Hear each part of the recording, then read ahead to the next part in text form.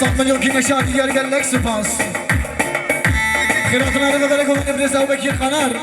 سلسله و سرچه بگمان ده شابا شهبال شعبان güzel Cihan Ezavay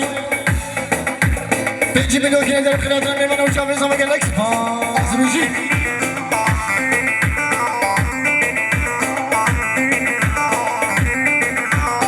شابا مصطفى الخان خيراتنا ميمانا في رتبايا بكوزا وسط 5 milyon كيلو يا الاسلام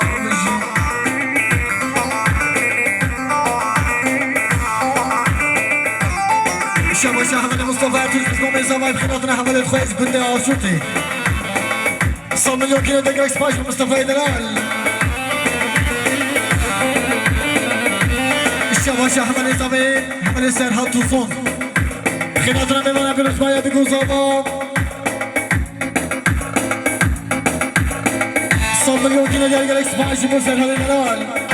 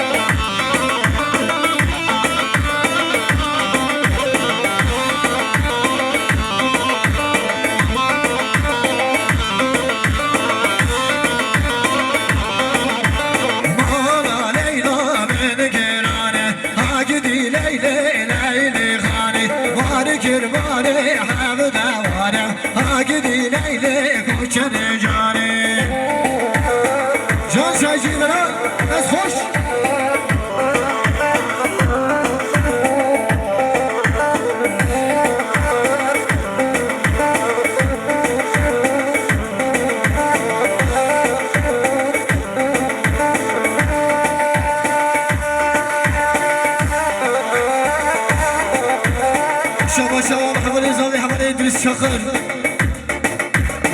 خیراتنا میمانه فیروز بایا بکوزاوا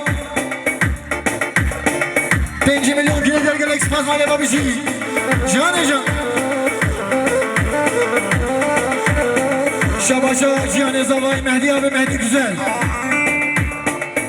100 milyon كيلو درگل خیراتنا میمانه فیروز بایا بکوزاوا و دیگه همه محبت بابیش میشه و گیدیم